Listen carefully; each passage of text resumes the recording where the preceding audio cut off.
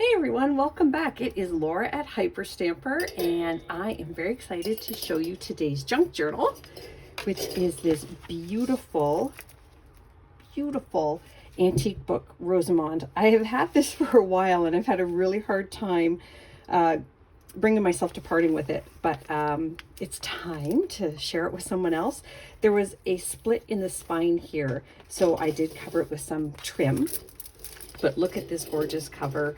It's just exquisite. I love it so much. So I added some vintage doilies around the side and these really super beautiful vintage beads that I've strung into a removable bangle. So let me take you on a little tour of the inside and show you all the antique treasures in here. It's quite a chunky book, and it's overstuffed with inserts that are all authentic. No commercial products in here. And I'm about to put it in my Etsy shop, hyperstamper.etsy.com, but want you to see the history of all the pages, as I always do first. Now, this is quite a bit older than the inscription date here. That was when it was gifted, and it wasn't uncommon to gift a used book because it was a big deal to get a book. So families who couldn't afford maybe an expensive book like Rosamond in the day would have waited to have it passed down. And this one was from Grandma, so it could have been owned by the grandma first, which I love that. So that's my story about this book. These are the original first pages of the book, and I love this beautiful plate here of Rosamond. Isn't that lovely? Oh, it's just so precious. I love it. So I've left those original first pages intact so that you can go ahead and collage on them or do some of your own artwork. This is a vintage tree book page here that I love, and a vintage bird book page on budgies and finches. We've got an old book page here, children's book page that I put an 1889 ledger page on because it's so brittle it can't really stand alone too well as a double fold. This is a plate from the early 1900s, and that's a volcano, the interior of a volcano. So I thought that was pretty cool, and it's got two colors, which also a big deal in the early 1900s. This is from the 1930s, a little children's book on Hans Brinker, or the Silver Skates as we know it. And then this is a vintage flower book page here, botanical book, and I put some pressed hydrangea leaves on it to make that very special. This page here is from the 1890s, and I turned it into a little double fold, a little cluster here of antique papers and fabrics. And then this is also a page from the early 1800s from a botanical book. Isn't that lovely? Lilies and delphiniums. I love both those flowers. There's the flip side of that page, another fun cluster pocket here, and a little tiny 100-year-old banknote in there. There we go. A little children's book page from the 40s, and then this is a 1950s yearbook page from a university that I made into a double pocket. And this is really cool. So this is it came like this to me, this tiny little staple, and it's a 3-page hand-typed research paper, and it's got some handwriting back here, which was used with an old quill pen that I can tell, but you can journal on the backs of it. So I thought that was really a fun piece, even that it's on yellow paper, which was something that legal people would do. Legal people? Okay. I'm sorry, it's early. Okay, so this is some antique paper mounted on the back of this 1927 children's book page from the My Book House series, up on a pair of stairs. Look at the awesome ladies on this yearbook page. I just love it so much. This is tracing paper, and if you're the owner of this journal, you will see the perforations in it. It's this beautiful orange color. Maybe the camera will pick that up. And a 1950s doily making page there. And I made a pocket here with one of my beautiful pre-1905 Beatrix Potter books, and this is an original plate from that book.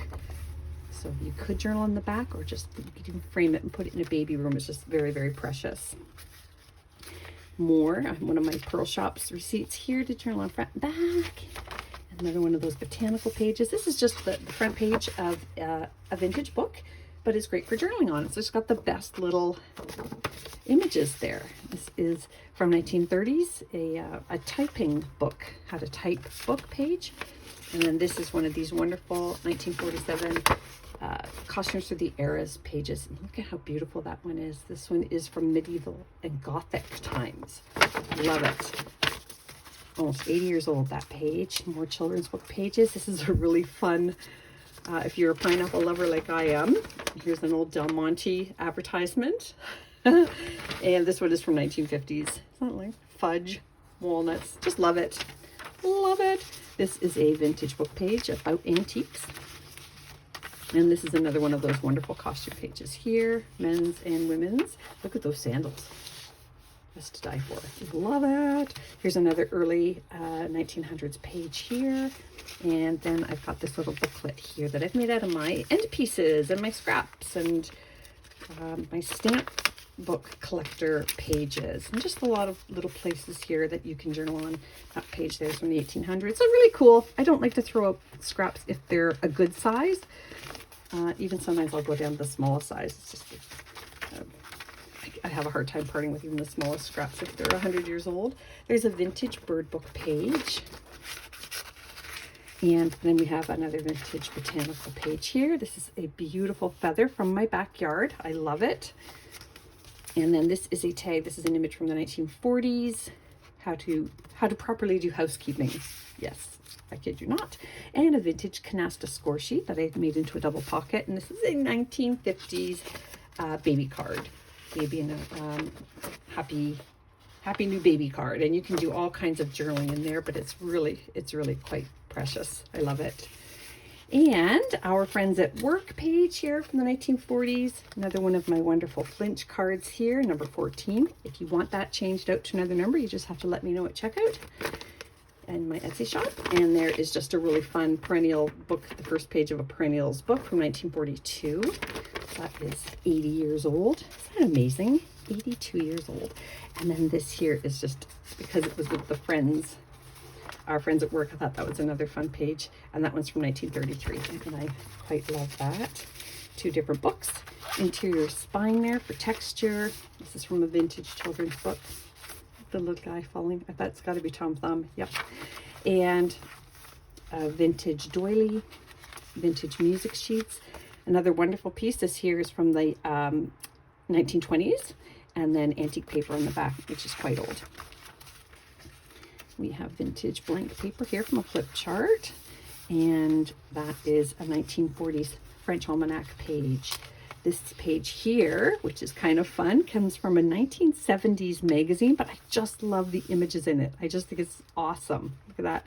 How to paint, how to make flowers, how to sell cards, and this is all on top of antique player piano paper.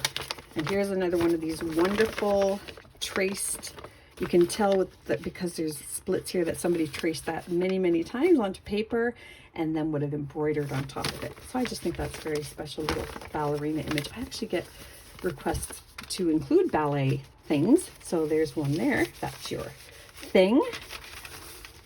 Just another one of these wonderful pages from the 70s, so 50 years old, that one from the 40s. And then here's the 1930s page down here, and a 1950s recipe sheet. Ice cream treats. How great is that? Eggnog ice cream. Wow. Another vintage music sheet. And then I just made this little pocket out of a French dictionary page, an antique dictionary, and just some really cool little tickets there. This has vintage recipe cards cut up to fit into that little pocket, and a 1960s payday card, and a vintage playing card from another deck. And that is the original, the end page from the Rosamond book. And back here, I just inserted this little 1920s photograph, 1929, Will and Myrtle Taylor. So I hope you love it as much as I loved making it. Visit me soon, and don't forget to subscribe. Bye for now.